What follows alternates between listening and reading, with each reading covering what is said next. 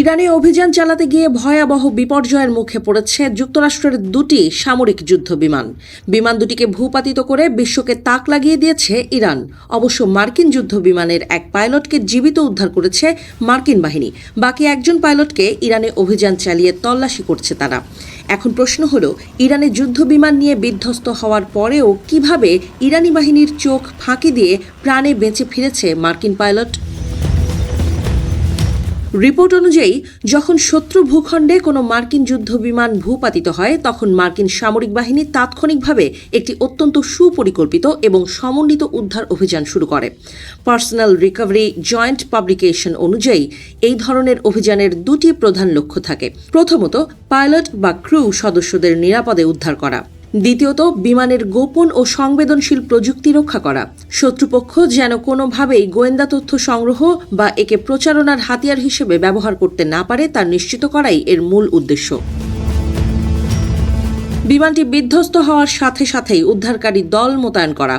এই বহুমুখী অভিযানে মার্কিন স্পেশাল অপারেশন ফোর্সেস থেকে শুরু করে আকাশপথে নজরদারি প্ল্যাটফর্ম সবই একসঙ্গে কাজ করে।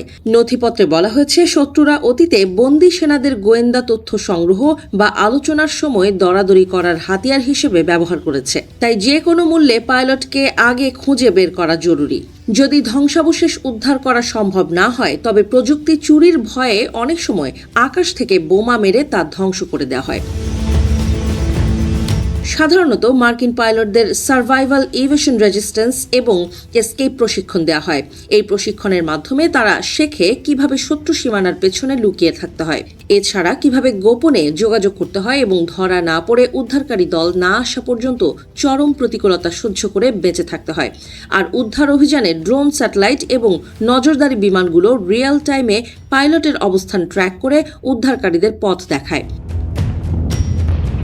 অবশ্য ইরানের ওপর ভূপাতিত হওয়া F-15E বিমানের নিখোঁজ পাইলটের জন্য বর্তমান পরিস্থিতি অত্যন্ত জটিল।